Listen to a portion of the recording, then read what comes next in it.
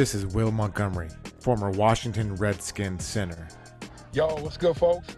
This is Trey Johnson, the headbanger, yo, and you're listening to Mess Hall with Rally Captain and Tailgate Ted. Word. What's going on, Rally?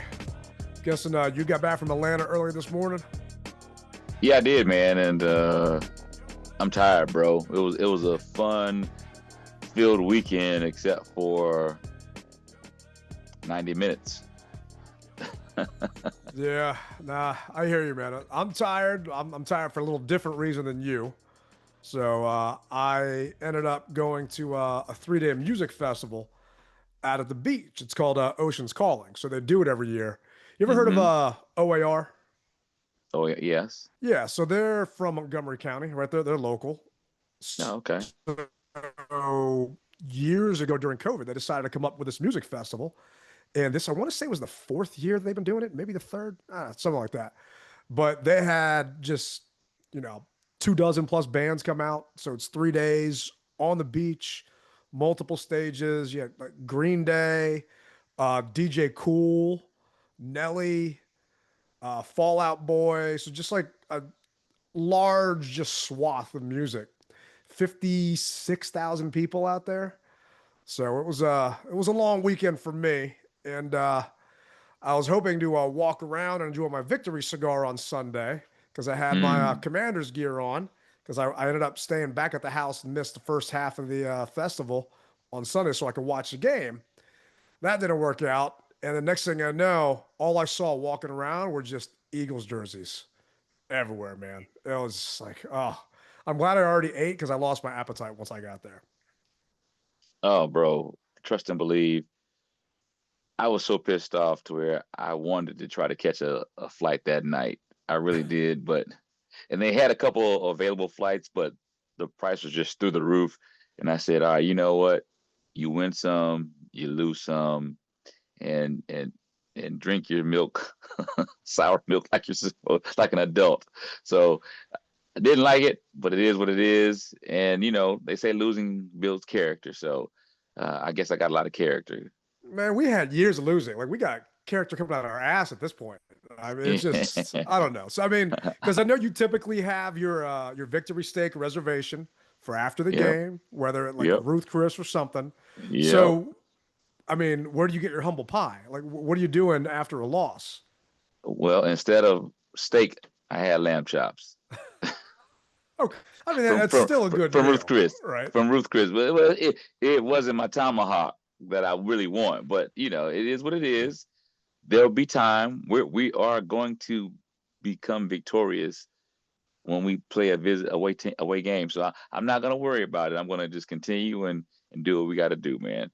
So I got a better idea for you, right? You make What's that? 2 reservations at Ruth Chris, right? So you do a victory rally celebration because bro, I saw the pictures and the videos from the rally this past weekend. I mean, the line around the door, people couldn't get in.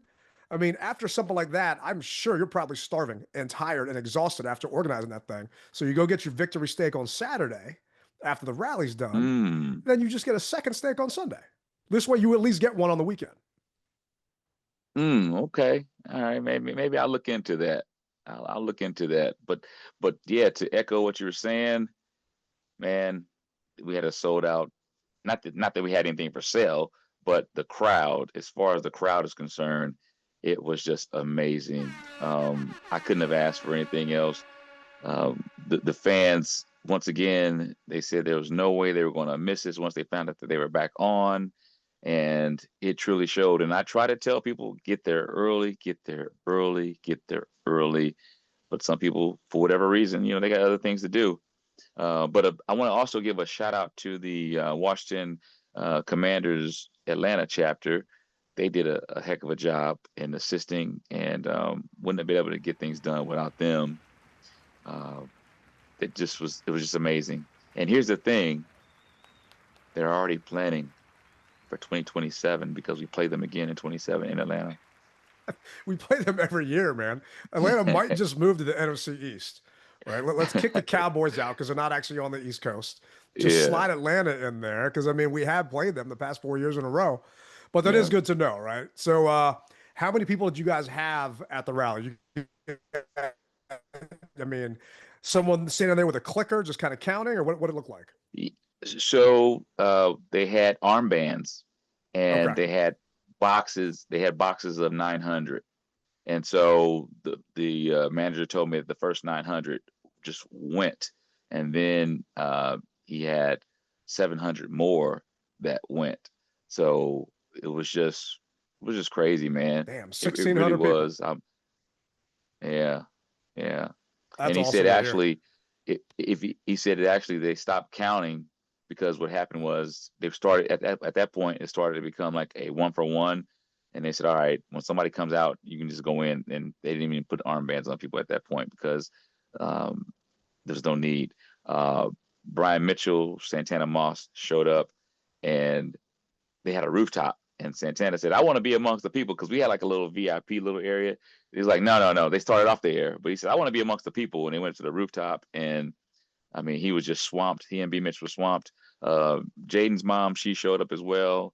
Um, Apparently, she didn't get the memo that the rallies were back on because the last that she had heard that they weren't. And then all of a sudden, someone told her about it. And so she came to me. She goes, I thought you told me that you weren't going to have it. And I said, well, change of plans, it happens. And so she goes, make sure that you have me on your distro for the next time. So the next rally that I've already sent her the information for the next rally this upcoming week in California. But back to Atlanta, man, it was just an awesome experience. They had a signature drink called the Capital City. It was a good burgundy and gold drink, man. Oh, Strong drink, nice, man. bro. Oh yeah, strong drink, bro. I mean, if you were lighthearted, you might want to not touch this one. No, I saw a bunch of people. I'm living through social media and Yeah. just kind of hanging out. Like we were, so my Saturday night was pouring rain at the beach. Oh no. Right. It's Saturday. Some dude named Noah Khan was performing. Our listeners probably know who he is. I don't. They don't play him on 106.7 The Fan or the Team 980 coming out of break. So I have no idea who the hell this dude was. But one of Mrs. Tailgate's best friends flew up from the show. And that's the only dude she wanted to see. So we're sitting there toughing it out in the rain, and they all went to go get something. So I've got these inflatable couches. So Hmm. you just catch wind in it, and then you can roll it up, and it's just like a couch on the beach. So I'm just lying there, just getting drenched on in the rain. And I am watching all of the pictures from people at the rally, the videos and everything else, just living vicariously through you guys while I'm just getting drenched, about to listen to some emo music. But man, it looked like so much fun. And then I think the next day you were hyping up some tailgates. So what was going on with that? So there was a tailgate, and forgive me, I cannot remember the name of the group, but it was basically $65 for all you can eat and all you can drink, and they had some really good food. I was really surprised. I mean, besides the food at your tailgate, you know, you don't always get good food. I mean, you know what I mean? Yeah. But this was really good. They had these pork chops that were just so moist. It's been a long time since I've had a pork chop that moist. And when I say all you can drink, there was all you can eat, all you could drink, man. I mean, they had two bartenders just doing it up. Shout out to Drew Cohen. He stopped by.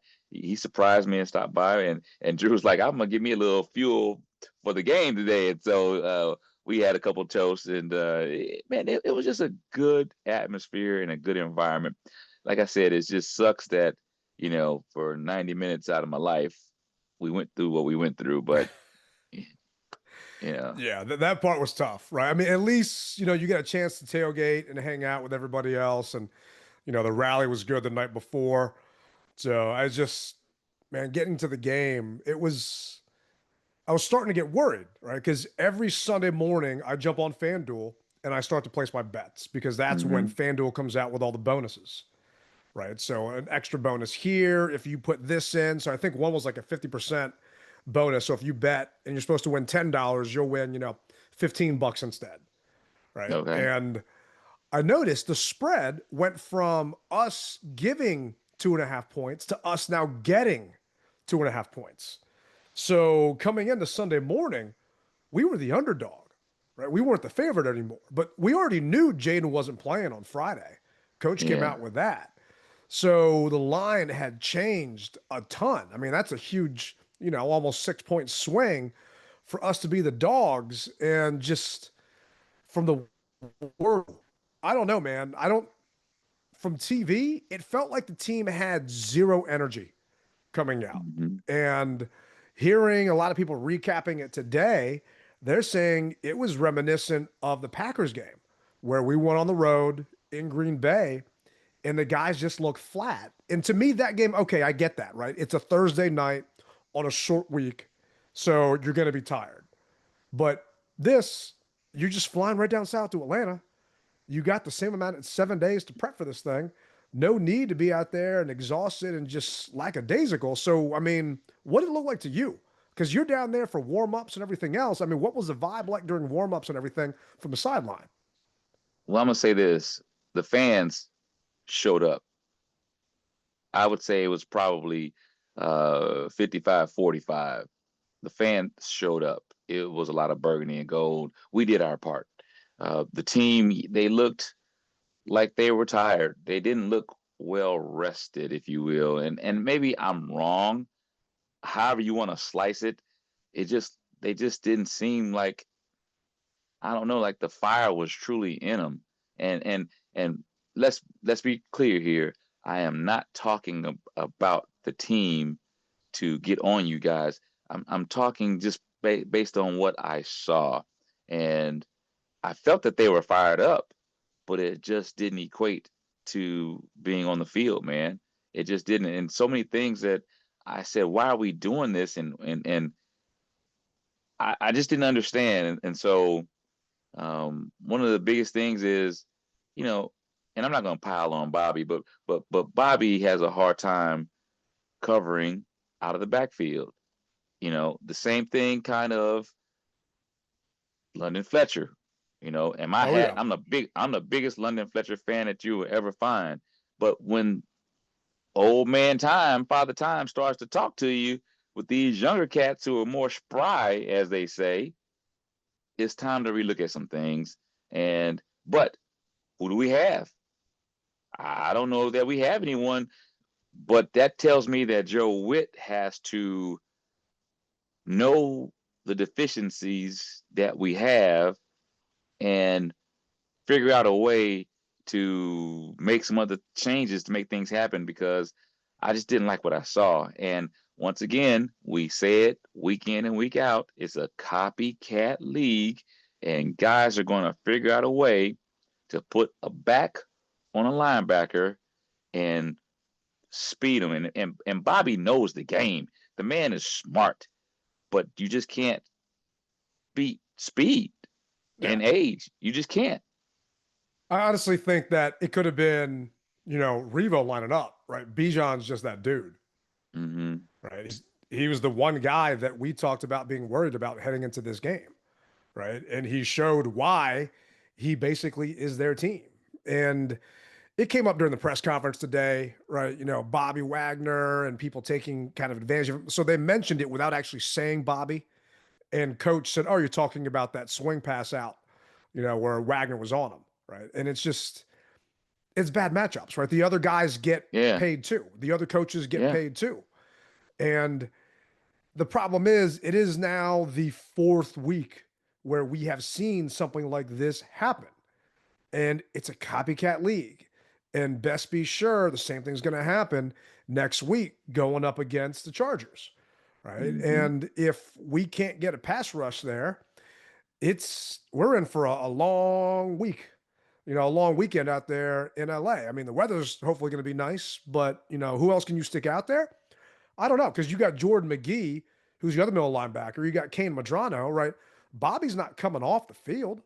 No. Right? They're not sitting him at all. Right? He is your captain out there. He's got that green dot. So what do you do? I mean, Witt's got to scheme some other stuff up. I'm looking at the snap count right now. Bobby played 100% of the snaps. And he can't do that. And see, that's okay. That's what I want to talk about right there. I didn't see enough substitution, I didn't feel, to where, look, you got your breather.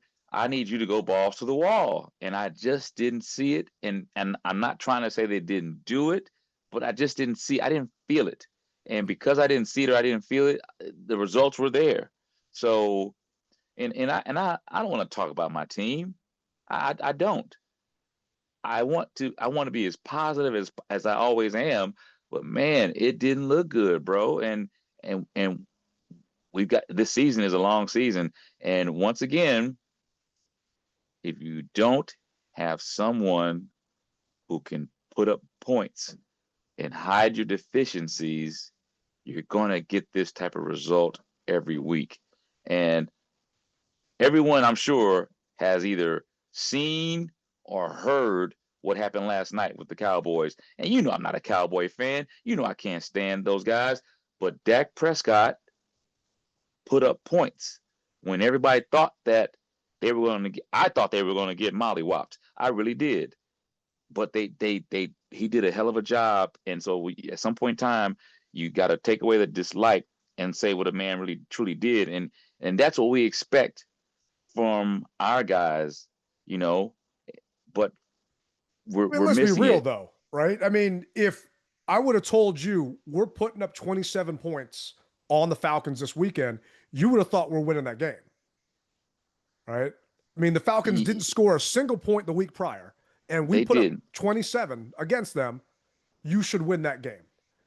9 out of 10 times, you should win that game if you put up 27 points against them, right? The offense did not let us down, other than not being able to convert third downs, right? The defense is what let us down. Yeah. The defense is what let us down. And I'm saying that I still needed more. I needed more when you felt, when the tide started shifting, because it felt weird from the onset. Yeah. It did. And so that's what I'm saying. I needed more from my offense. I needed more from my quarterback. You know, he didn't run at all. I think he scrambled maybe once. Mariota had 2 for 20. Yeah. And at the time, everybody, once again, everyone always says, who in the offense is unaccounted for? The quarterback. Yeah. You know, everyone else is matched up. He's got to understand the importance. Not to say that he doesn't. And see, it sounds like I'm just bashing everybody. You're calling it like it is, man. We lost the game, right? There's no excuse for what happened this past weekend, right? I mean, that's the thing people enjoy about the show. We're not going to sit here and be homers, right? If they screw up, which they did this weekend, you know, it's got to be said. Right? And Mariota, I mean, his rating was a 84.8. Past week, they're giving Mariota a 89.2 passing, right? His offensive grade, Mariota, I think, had the highest offensive grade. Yeah, at a 90.4. But the problem is the offense had 22 plays in the first half, right? You have 22 offensive snaps in the first half. So what does that mean? You're obviously not moving the ball, and your defense is on the field tired as hell, right? Yep, and then when you got tired. someone like Bobby, and it keeps coming up that we're the oldest team in the league, right? But you got a guy like Bobby that's out there playing 100% of the snaps. Yeah, he's going to be tired, right? I mean, anybody would be tired at that point. It's just, it's frustrating to see these things happening and it go on because you think it's fixable, right? And I'm trying to look at time of possession. Time of possession was 25-34. I'm trying to see the first half time of possession. If I find that, I find it. But it was just, I mean, it was 25 to like 10, something crazy like that. 25 to 18, or I mean, it was. I looked at it and my numbers are off, obviously, but Atlanta had. Yeah, it was 10 minutes to 19 minutes in the first half, right? It's just, we were 0 for 4 on third down. Right. We just couldn't keep drives going at all. We were 1 for 1 in the red zone, but we were 0 for 4 on third down. Right? Other than that Luke McCaffrey touchdown, there was no highlight, really. I think McCaffrey was the only highlight the entire first half for me. Right? And I'm happy for the kid. I'm proud of him. And this is actually DQ talking about Luke. And then Luke McCaffrey, what have you seen out of him just in his growth as a receiver, especially these last 2 weeks, and then his contributions on special teams as well? Yeah, I thought I recognized him today in the special teams meeting. I thought, what a cool play. He catches the touchdown and then makes a tackle, on the next play on a kickoff and involved in a tackle.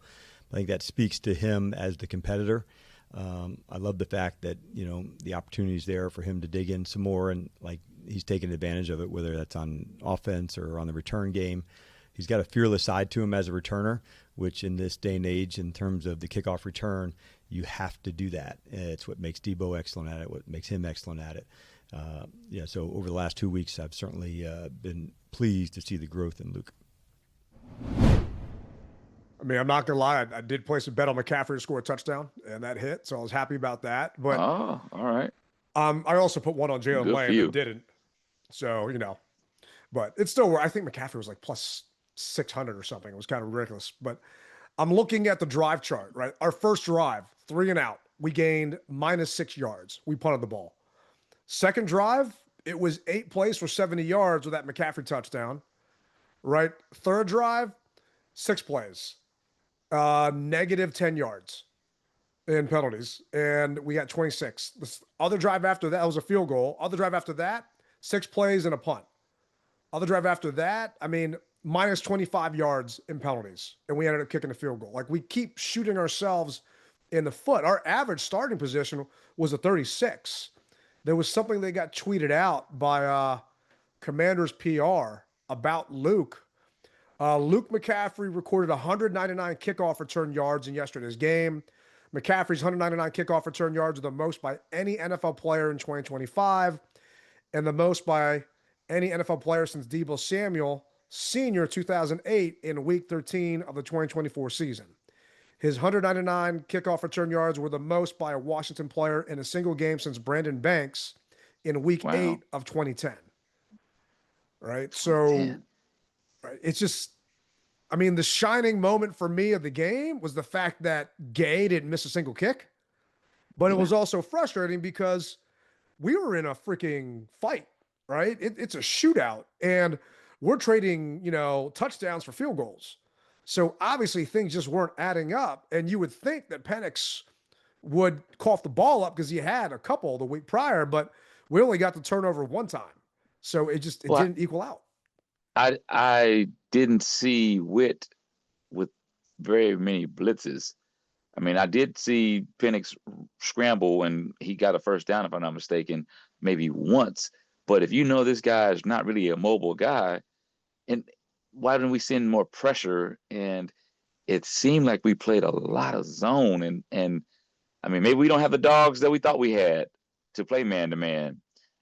But I just know that if the defense of line doesn't get there and you're in zone, it's going to be a long day. And it was a long day. Yeah, it was frustrating, right? Because guys, they weren't getting home. We're not getting home rushing 4, right? No. Lattimore, at this point, he needs to change his name to liability instead of Lattimore.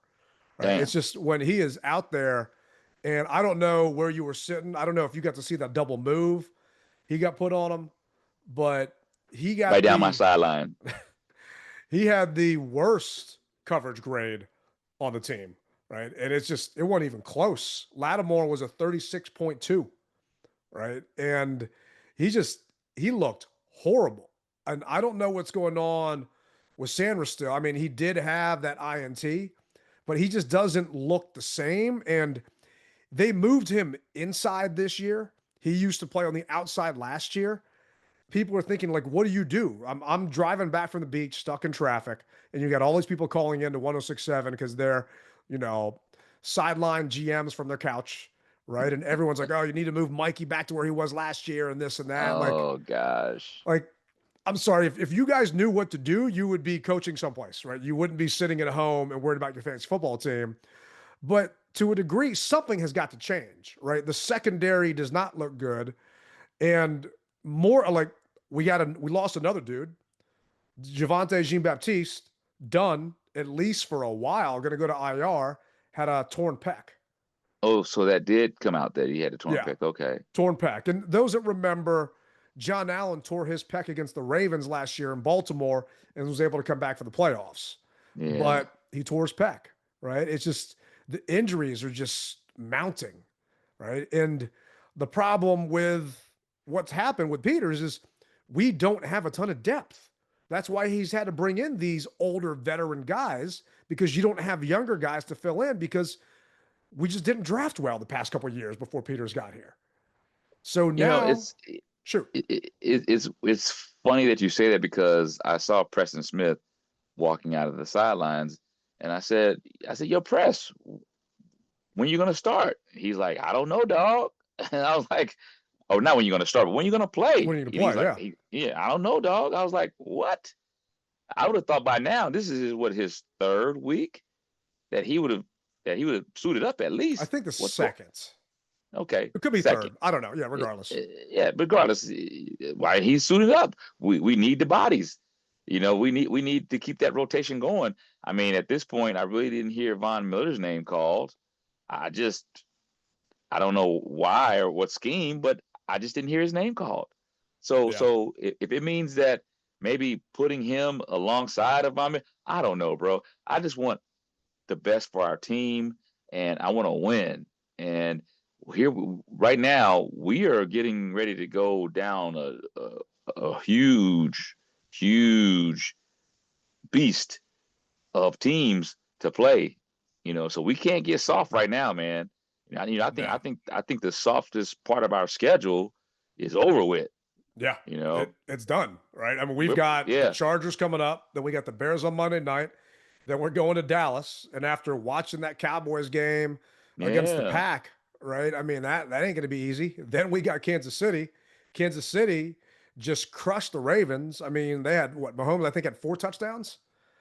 So, and then we've got Seattle coming to DC for another night game, and then we got the Lions, right? The only game that appears to be easy coming up is the Dolphins in Spain, right? I mean, we got a murderer's row coming up. So the good news is, right, we're 2-2, right? Yes. It's just, if 500. You could say, 500, the first quarter of the season, right? It's not doom and gloom. You have people calling up the radio today, acting like the season was over. Like it's all downhill from here, right?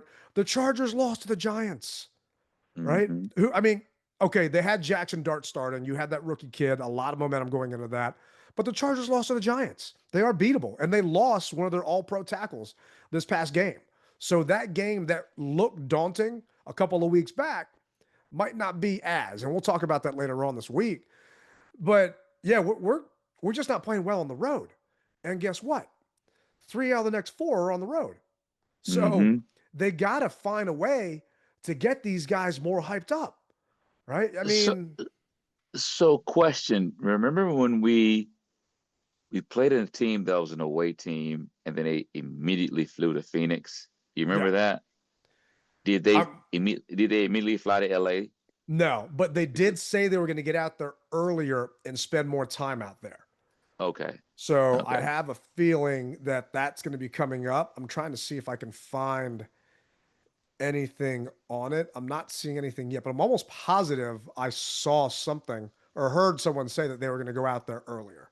So okay, yeah, because I can't remember who we played, but I know when the game was over, they were like, because this is kind of like a short week, if you will. It was the Bengals. It was that Bengals game that Monday night, and then they went out there, and they went out to Arizona early. Yeah, okay. So maybe they need that, right? Maybe they need some extra rest and some extra time. But one thing they do need to do is learn how to tackle. All right. And it was just, I don't know did you see how many missed tackles we had? I stopped counting, Ted. Well, let's put it this way. You would have had to use your toes if you were counting, man. Yeah. I like I said, I stopped counting, and I don't understand what's going on. Do you think that the person next to you is going to get the job done? Are you relying on that person to do it? Because if you are, and that person is relying upon you to do it, then we're going to be in for a hell of a time, man. And I just don't see that dog that we need. Yeah.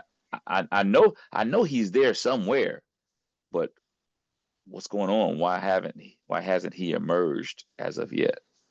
I don't get it. And tackling is something that teach you in, Pee Wee, man. It just, It was Fundamentals. frustrating to see. And the guys were getting there and they were hitting, they just weren't wrapping, right? It reminded me of watching, LeVar back in the day. Just go up and it's like, oh, I hit you. You should fall down now. I'm like, no, it doesn't work that way. And then DQ got asked about it this morning. Dan, what's your level of concern with the missed tackles yesterday? And is there anything you can do mid-season to address that? Oh, yeah, there's plenty to do. In each practice, in each day, you can work on that hard time. It doesn't have to be something that you have to take to the ground, but you do have to get your angles, your tracking correct. But they're way too high. We were in double digits, and if you hit double digits between defense and special teams, that is too many. Going into it, we knew Bijan, is somebody that's exceptional at that. But you track 2-man tackles, and we've got work to do. Yeah, we were not pleased with our tackling performance, and yes, there is plenty you can do to work on that. So coach is talking about there's a ton of stuff you can do, right? They are allowed to have, because of the CBA, 14 total padded practices through a 18-week regular season, right? That's 14 the entire season. So, I mean, and you don't have to take someone to the ground, right? It's just, we see it when we go out there for training camp, right? It is what it is, but it was frustrating to watch because we had guys dead to rights and they weren't wrapping, right? And we were also last year, and it's a different team this year, but we had guys swarming, right? I don't know how many times I saw one guy there and it would get busted. And the next thing you know, the guy was running for the 5, 6, 7, 10, 15, 20 yards, right? Before someone else got to him. And thank God Revo was as fast as he was, or else no one would have caught Bijan on that one pass, right? Granted, I think they got it anyway. But I was just about to talk to you about that. I was about to say that. Yeah, that's my chain. He gets to wear the chain. I know we haven't got to that segment yet, but I'm just putting it out there. Revo, you stopped them from scoring, and they eventually did score. But the fact is, you put a hellified effort into that for that guy for Bijan not to go all the way, and it didn't go unnoticed. Yeah, I mean, I think Revo got to over like 25 miles an hour or something like that. I'll have to find it, but it was just, I could not believe he caught him, right? But the big thing is he had the right angle. And that's what I feel like a lot of it comes down to is our guys were taking the wrong angle on their tackles and their pursuits. And they were just getting completely blown out of their shoes. Right. And with a guy like Bijan, just that one touchdown he had, just busting through holes right down there. And you think you got him. And next thing you know, he's gone. The good news is stuff like that is fixable. Right. Yeah. Stuff like that you can definitely address and take care of. Now, you only have 14 padded practices. So, they got to come up with something to do it. But from a player perspective, we're not getting any new guys coming in off the street. And if they are, they ain't going to be that good. So we got the cards we're dealt with. We just lost another car with Jean-Baptiste going down. Like, I don't know, man. I don't know what the answer is, right? You and I are just sitting here and we're watching the games from our couch and you from the stands. But I tell you right now, what I'm seeing, it ain't working from a defensive side of things. No. So maybe this will be the week that, what's his name? Not Prescott. Preston Smith. Said his name. Preston Smith. Maybe this will be the week that he gets out and maybe has a breakout game. Who knows? I think he'll suit up this week with basically the injuries that we've had. I don't see a reason why he wouldn't unless they just feel as though someone on the team already is that much better than he is. I don't know. Maybe his conditioning isn't where it needs to be. How about that? That's possible, right?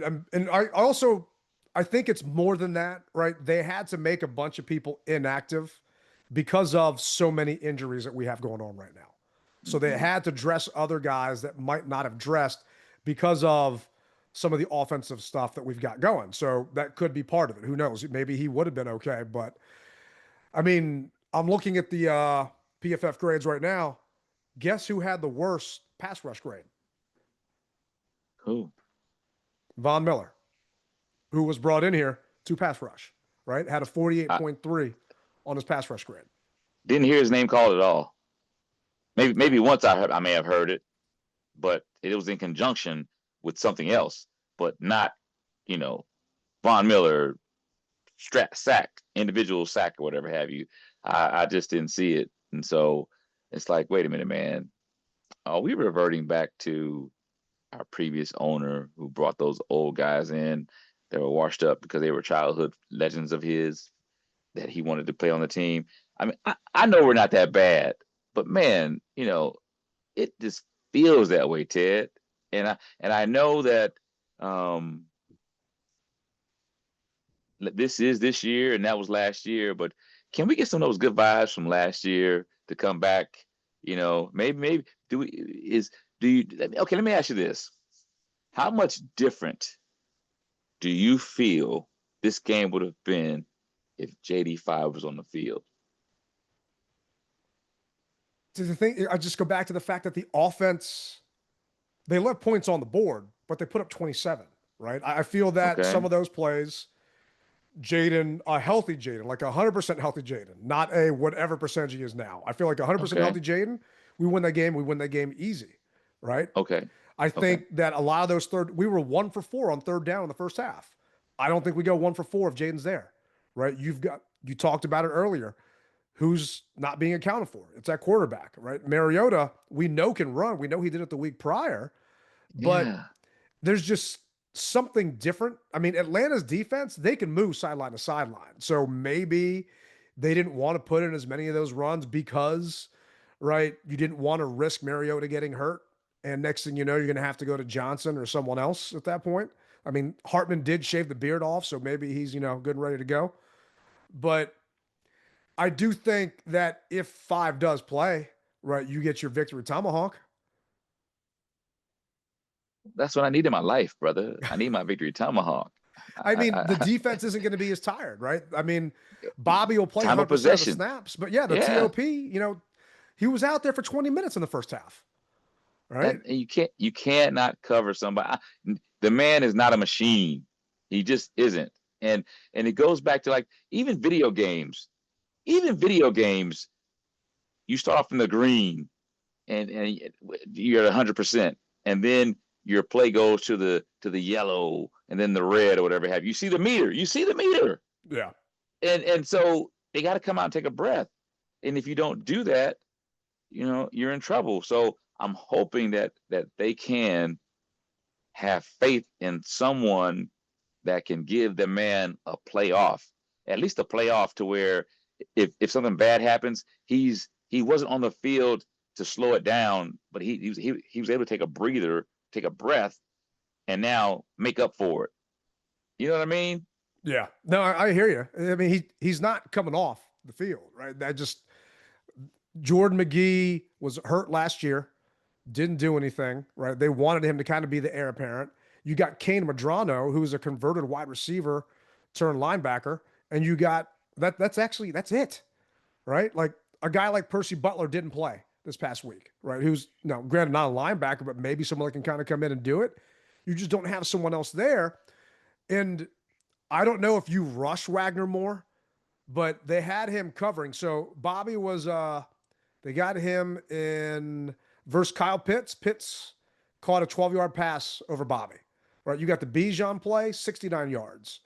And you got the Ray McLeod. Bobby actually got him for a -7.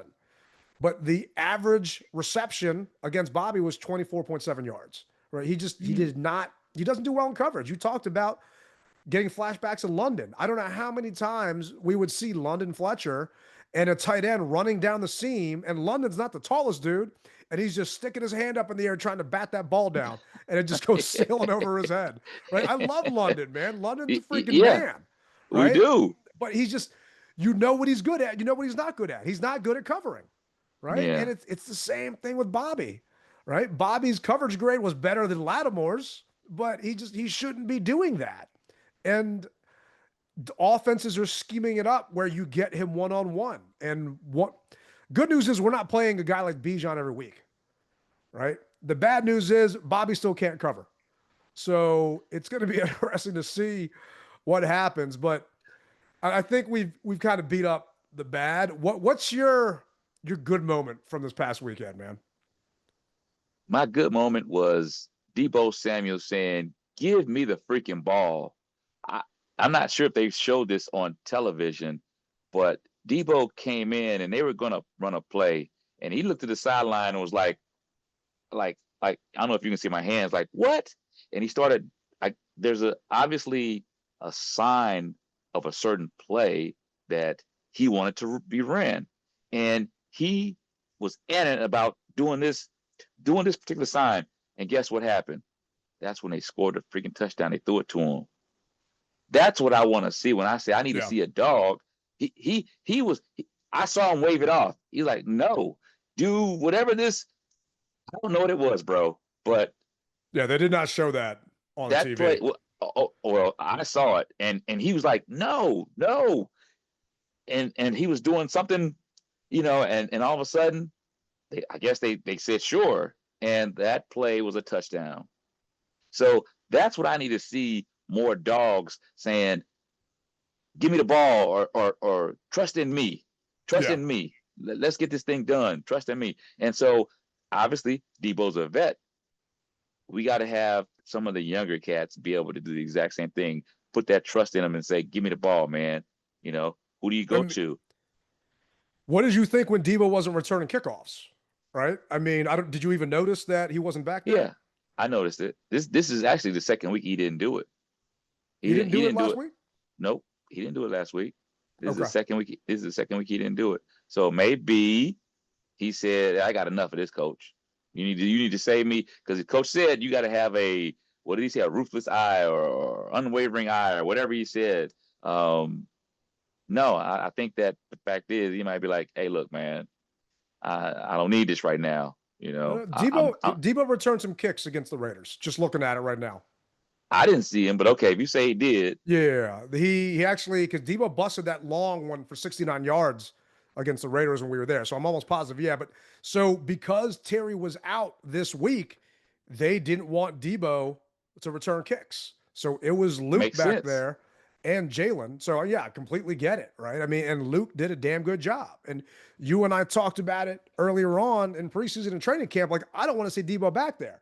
Right. No. And if Terry is hurt, and we don't know how bad he's hurt, we don't know what's going on, we don't know how long, they haven't put him on IR. So if he doesn't go on IR, odds are they think it's going to be less than 4 weeks. Because if you go on IR, it's a 4-week minimum. So this is week 1. I don't know if he's going to be back yet. Coach said he'll know more on Wednesday, I believe, to hear about Terry and John Bates and Noah Brown, Mr. Glass, and, everyone else that's all banged up, and Jaden. But yeah, seeing Debo not out there, to me, okay, he's going to have more energy for on offense. And I'm glad to hear that he stepped up, like you said, and asked for that, because he was the highest graded receiver, actually second highest graded to, believe it or not, Jalen Lane, who Jalen had 3 targets, 2 catches. Debo had 6 targets, 6 catches, right? It was good to see him out there. The offense seems one-dimensional to me. And did you see Bill just completely whiff on a blitz? I probably missed it. It was things bad. Things happen so fast in real time to where I probably missed it. And so, as we say, you win as a team and you lose as a team. And that was one of the questions that we had. How would he be able to perform when the big lights are on and they are blitzing? And you said that he whiffed. So, that means more film time, more coaching, more scheme recognition, if you will, to be able to pick it up. Mariota got hit on that play. And I want to say it was a 2nd down or a 3rd down, but regardless, it looked like someone trying to dodge a ball. Right. What? And his pass block grade was a 7.2. Right. So he is just out of 100, and no one has ever gotten 100. Right. What? Yeah. So it was a 7.2. I mean, best was Tunsil. Tunsil had a 72.5. Right. So let's just say 72 to 7. Obviously, there's a big gap there. And people are saying, why aren't you giving him the ball more? Why aren't you doing this more?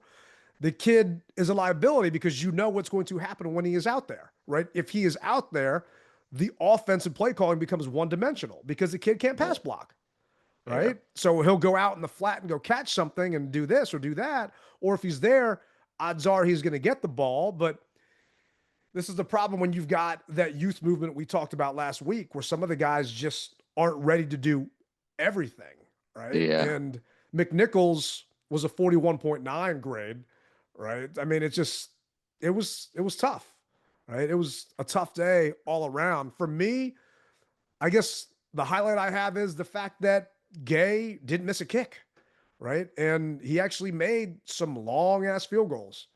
So Surprised me.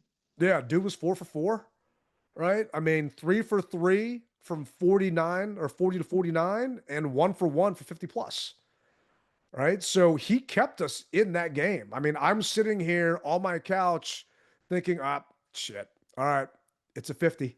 He's missing this, but dude drilled him right down the middle. So, I mean, for at least 1 week, we can stop do we need to bring in a field goal kicker discussion, right? Heading out At to least for LA, a we week. don't got to deal with it. At least for a week. It's like the news, man. Somebody else, you may have done something bad, but give it 10 minutes, the new news cycle will show up and somebody else does something worse. So he's off the hot seat. And I bet that affects his psyche. The fact that he's not in the heat of the moment anymore. That, hey, you know what? Yeah, I was the guy last week, but it's not me this week. So whew. Yeah, it's definitely some other people this week. And, I don't know, man. If I'm Lattimore, I don't know what to think anymore, right? You're just getting abused. You're getting picked on by everybody. They are coming after you now, right? Mm-hmm. They know that you're handsy. They know a double move on Lattimore. It just reminds me of the days with freaking Benjamin St. Juice and a pass interference. That's what it feels like from watching, man. Yeah, Lattimore St. Juice. I know, man. I mean, don't like it, but I understand. Or tackle the guy, right? Don't let him. If you're gonna get a holding, just tackle his ass. Don't let him just burn you down the sideline. I mean, that double move, the guy still caught the damn ball for like 70 yards. It's frustrating, man. But it's the small things like that they pile up, and that's what it felt like. This game was just a bunch of stuff just piling up, and we could never get out from underneath it. The good thing is this: you've got 13 weeks to improve and get it right. The season is far from being over. And the same way that the injury bug has hit us, we know that it will sprinkle its eye around. So not that I want to win by injury, but we know that it will happen. It's inevitable. All teams go through it. Maybe we've gotten ours out of the way now to where guys can heal Hopefully. up to where it really counts. When it really counts, we'll be thick in the hunt. I mean, one of our offensive line, Cosme, should be back, right? Cosme should be coming off a pup, hopefully sometime soon. The coach talked about it today. Mm-hmm. But, once we get him back, then that means we can move Chris Paul out and do some other stuff. So, Yeah. So don't fret, guys. Just hold tight. Just hold tight, because one bucket of water does not drown a ship. So it's an outpouring of water coming in. We haven't gotten there yet. So, the ship is upright. Just got to continue to do the right thing and keep our head in it. Well, look. 2-2, man. 2-2. I mean, it's 2-2. It's Yep. a lot of football left. Yep. A lot of football left. I always say every week I hear the music playing, which lets me know we're bringing another show to a close. Good news as far as LA rallies. So we'll see you on the next pod when you'll find out about the LA rally. That's going to do it for the DMV Mess Hall this episode. Remember, you rep it hard or you don't rep it at all. Tailgate Ted, Rally Captain. We'll see you next time.